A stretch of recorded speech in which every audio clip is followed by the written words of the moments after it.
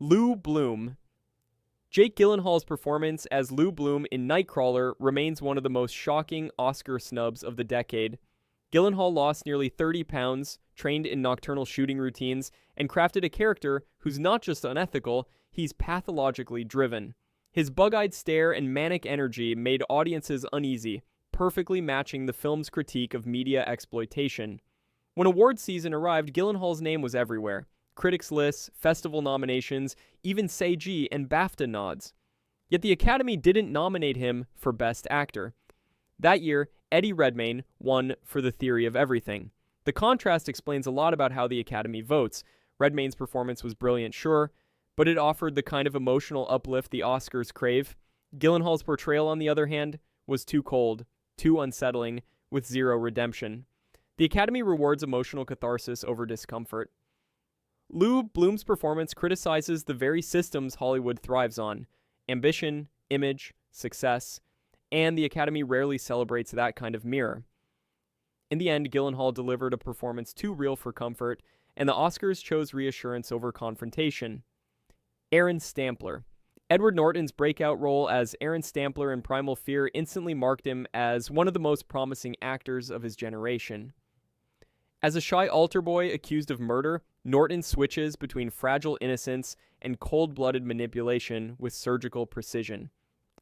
It was his first film, yet he performed with the control and depth of a veteran actor. He developed two separate physicalities for the personalities, altering his posture, speech rhythm, and facial tension to create the illusion of a fractured mind.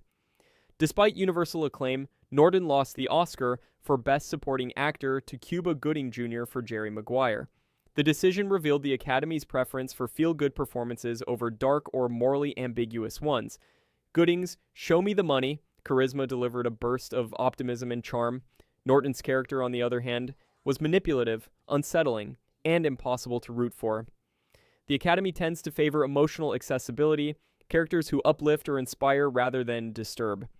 Norton's work in Primal Fear offered no comfort. It forced the audience to confront how easily they could be deceived by innocence. The voters often reward catharsis, not confrontation, and Norton's brilliance lay in how deeply he unsettled everyone who watched him. Doc Holliday. Val Kilmer's portrayal of Doc Holliday in Tombstone is a rare case where a supporting character overshadows the hero. Playing the tubercular gunslinger, Kilmer turned what could have been a side role into the film's emotional and moral center. His slurred voice, languid posture, and deathly pallor captured a man decaying from illness, but still radiating arrogance and wit. Yet, when award season came, Tombstone received almost no recognition. Kilmer wasn't nominated, despite critical praise and enduring fan reverence.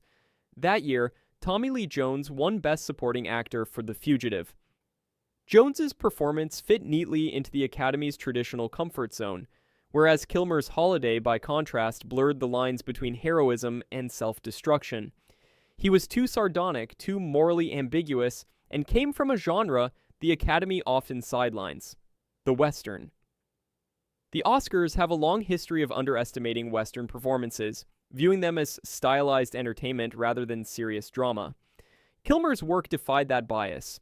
The Academy's oversight showed how the system struggles to recognize performances that mix myth with vulnerability. Kilmer gave the Western its most haunting character in decades, and the Oscars looked the other way. Bill the Butcher. Daniel Day-Lewis's performance as Bill the Butcher. Cutting into gangs of New York is volcanic. His character embodies nationalism, violence, and power.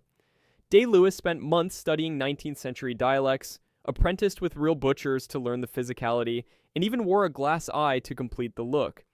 He stayed in character throughout production, enduring pneumonia while filming outdoor scenes in winter. Despite the transformative performance, Day-Lewis lost the 2003 Best Actor Oscar to Adrien Brody for The Pianist. The decision reflected a clear pattern. The Academy tends to reward emotional tragedy over operatic villainy. Brody's role, a real-life Holocaust survivor enduring unimaginable loss, embodied suffering and resilience, while Bill the Butcher is the embodiment of corruption and cruelty. The Academy has long shown discomfort with grand, larger-than-life antagonists. Such performances often get labeled as too big, no matter how meticulously crafted. Day-Lewis's work in Gangs of New York was Shakespearean in scale but grounded in realism. The Oscars rewarded empathy. Day-Lewis delivered awe. The result? One of the greatest performances of the century left unrecognized by the very institution meant to honor it. Carl Childers. Billy Bob Thornton's performance as Carl Childers in Sling Blade is a masterclass in restraint. Playing a mentally impaired man who commits a mercy killing, Thornton builds a character who is both gentle and terrifying.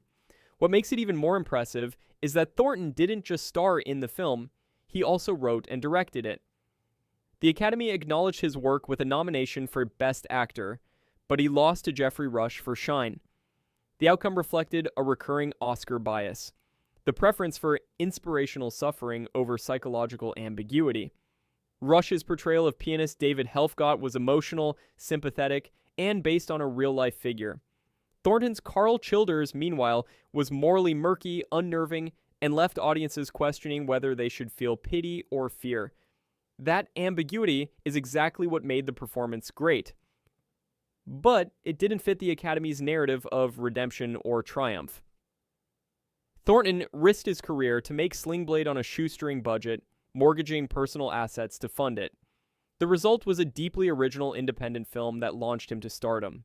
Yet the Oscar outcome showed how the Academy often confuses emotional comfort with depth. Malcolm X. Denzel Washington's portrayal of Malcolm X in Spike Lee's Malcolm X remains one of the most powerful performances ever captured on film. Washington fully immersed himself in the role. Despite universal acclaim, Washington lost the Best Actor Oscar to Al Pacino for Scent of a Woman. The decision revealed how the Academy often rewards career narratives over singular performances. Pacino's win was widely seen as a make-up Oscar, recognition for decades of work rather than that specific role. Washington's portrayal, though extraordinary, came from a film that challenged American history and confronted racial politics head-on, something the Academy has historically been hesitant to honor at the top level. The snub wasn't just a missed award. It exposed the Academy's long-standing discomfort with films that tackle race, activism, and systemic injustice too directly. Washington's work didn't fit the mold of escapist storytelling. It demanded recognition, not applause, and that's something the Oscars still struggle to give. Ron Kovich. Tom Cruise's turn as Ron Kovich in Born on the 4th of July marked a radical shift in his career. He trained with the real Ron Kovich, studied life in a wheelchair, and lived for months in a veteran facility to internalize the emotional and physical toll. His breakdown scenes remain among the most affecting moments in his filmography. Cruise received an Oscar nomination for Best Actor, but lost to Daniel Day-Lewis for My Left Foot. The Academy has historically been seen rewarding visible physical transformations in biographical portrayals of disability. Day-Lewis's performance aligned with what voters traditionally value: endurance, suffering, and inspiration. Cruise's Kovich, however, was abrasive and confrontational. The Oscars have always leaned towards stories that resolve cleanly or uplift audiences. Born on the 4th of July exposed the moral fracture of the Vietnam era and the failures of American idealism. Cruise's portrayal was too politically charged, too emotionally uncomfortable, and too close to reality for voters seeking safe catharsis.